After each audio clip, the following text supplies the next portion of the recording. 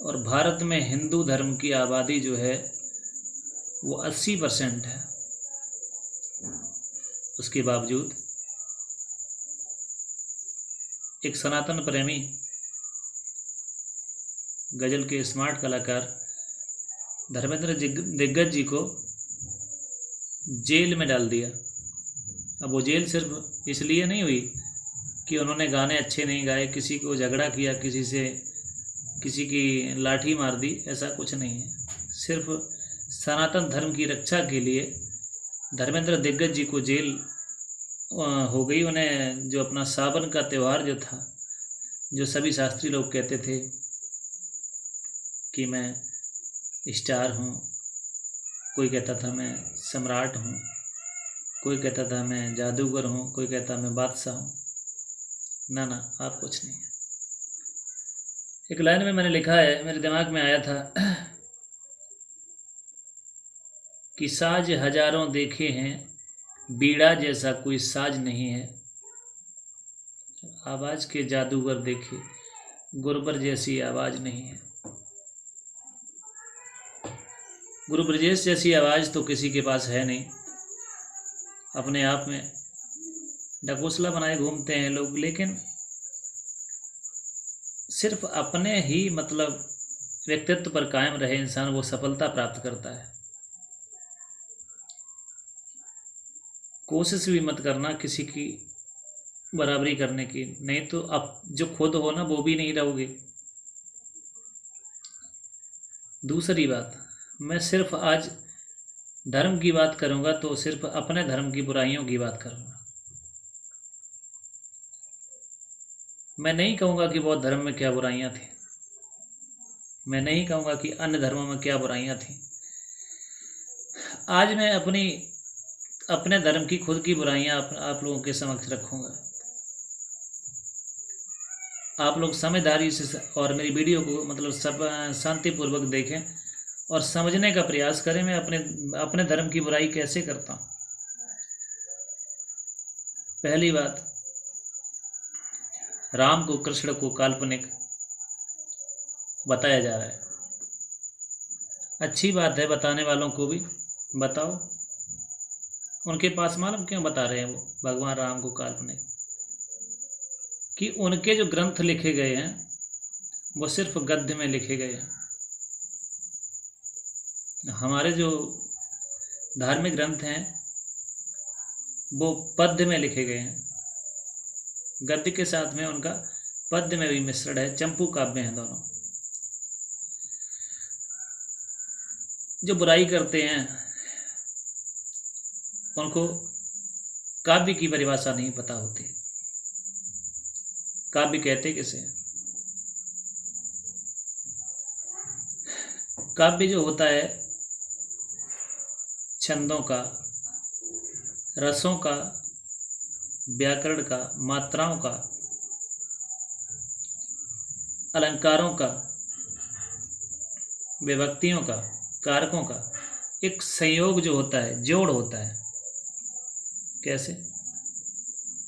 अलंकार क्यों डाले जाते हैं काव्य में? रस क्यों दिया जाता है? लिखते हैं बहुत लोग, कहते हैं कि ये वीर रस का बहुत अच्छा कलाकार, ठीक है ना, करुण रस के गाने वाले बहुत अच्छे कलाकार। क्यों लिखते हो फिर? भाई ये बताओ कि जब तुम्हारे अंदर तुम्हें पता है कि हमारा जो काव्य है वो लिखा गया है अलंकारों पर, छंदों पर, रसों पर आधारित,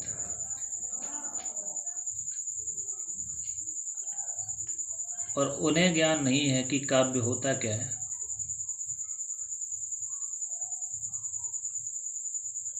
अब मान लो मैं आपको उदाहरण देता हूं कि राणा की पुतली फिरी नहीं तब तक चेतक मुड़ जाता था, ठीक है। और एक एग्जाम्पल है, मान लो थी एक निशाचर माया, सागर में माया का खेल दिखाती थी। आकाश में उड़ते पंछी को परछाई देख खा जाती थी। लग रहा है तुम्हें संभव है? नहीं है ना। समस्या बस यहीं पर आ जाती है। मेन चीज़ यहाँ पर ये है कि जहाँ पर काव्य को सौंदर्य प्रदान करने के लिए कुछ बातों को अगर बढ़ा चढ़ा के बोला जाता है, वहाँ पर अतिशयोक्त अलंकार होता है। उन्हीं सभी भाषाओं को रामचरितमानस में गोस्वामी तुलसीदास ने अपने काव्य को सौंदर्य प्रकाशन, सौंदर्य की मतलब पराकाष्ठा, जो सौंदर्य को बढ़ाने के लिए जिन बातों में थोड़ा काव्य रस प्रदान किया है, सौंदर्यता के लिए, उसको अपने और आकर्षण के लिए, जो श्रोताओं को आकर्षित करने के लिए छोटी मोटी बातों को कहीं कहीं पे मतलब ज़्यादा बड़ा करके लिख दिया है, तो वो केवल काव्य की शोभा बढ़ाने के लिए है, ना कि हमारे जो राम हैं, कृष्ण हैं आराध्य, उनको उनमें कमियां निकालने के लिए वो बातें नहीं होनी चाहिए। सिर्फ काव्य की शोभा बढ़ाने के लिए जो शब्द उन्होंने प्रयोग किए हों, उनको आप कमियों में लेकर बैठ जाएं, तो ये तो कहीं आपकी विद्वानता नहीं हुई। और भारत 80% हिंदुओं से घिरा है, वो भी सिर्फ 80% हिंदुओं को, मैं सिर्फ 1% हिंदुओं को भी नहीं पता है कि हमारे जो सनातन धर्म वालों के ऊपर बौद्ध धर्म वाले या किसी अन्य धर्म वाले कितना मतलब प्रताड़ित कर रहे हैं इस टाइम। अगर 5% लोगों को भी पता लग गया ना, पता कौन लगाएगा? दूसरों की बुराइयां निकालने में से समय नहीं मिलता है लोगों को। कौन सोचे समझे कि क्या चल रहा है हमारे धर्म के ऊपर। पर छिद्रान्वेषी बनने से पहले अपने अंदर बुराइयां झांक कर देखो, अपनी महत्ता पता चल जाएगी आप लोगों को। मेरा सभी से ये वीडियो बनाने का कोई खास मकसद नहीं था, मैं सिर्फ इतना कहना चाहता हूँ कि धर्मेंद्र दिग्गज जी को जो जेल हुई है वो सिर्फ सनातन धर्म के कारण हुई है, और उसी धर्म के खातिर बड़े बड़े लोग बलिदान कर गए, उन्हें तो जेल हुई, जीवन भी चला जाता है आदमी का। लेकिन जो बहुत से सम्राट हैं, मेरा उन लोगों से अनुरोध है, अगर ऐसे ही सम्राट बनते रहे और 10 साल और काट दी, आप, मैं क्या कहना चाहता हूँ आप पहले ही समझ गए होंगे। हर बात को कहना जरूरी नहीं होता है, मुझसे समझना जरूरी होता है। जो मुट्ठी भर लोग हैं उनके अंदर एकता तो देखो, और जो एक बहुत बड़ा साम्राज्य खड़ा है, हिंदू मतलब हिंदू राष्ट्र है, लगभग हिंदू राष्ट्र की कगार पर ही है भारत।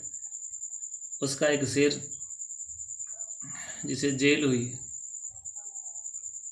जिसे मिलने वाले 4 लोग भी नहीं गए, और उसे मिलने की तो बात छोड़ो, उसके यहाँ सांत्वना देने के लिए भी नहीं कोई पहुंचा। उसको सराहने के लिए आपके पास 2 मिनट का समय नहीं है, जो आप अपने मुंह से निकालो कि हमारे धर्मेंद्र दिग्गज को जो जेल हुई है वो सनातन धर्म के कारण हुई है। आप इस चीज़ को कहने में आप सकुच रहे हैं, आपको अपनी बेइज्जती महसूस हो रही है। आप सोच रहे हैं कि अगर हम ऐसा बोल देंगे तो धर्मेंद्र दिग्गज मतलब वो ऊंचे कलाकार माने जाएंगे, हम छोटे कलाकार हो जाएंगे।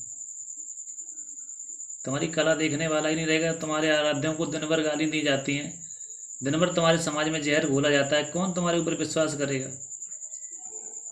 कल कहोगे आपकी द्रौपदी का चीर बढ़ाया गया था, इसमें 10,000 हाथी का बल थक गया था, 10 गज चीर नहीं घटा था। तुम्हारी बात को कोई नहीं मानेगा, कोई नहीं मानेगा तुम्हारी बात को, कहेंगे ये झूठ कह रहा होगा।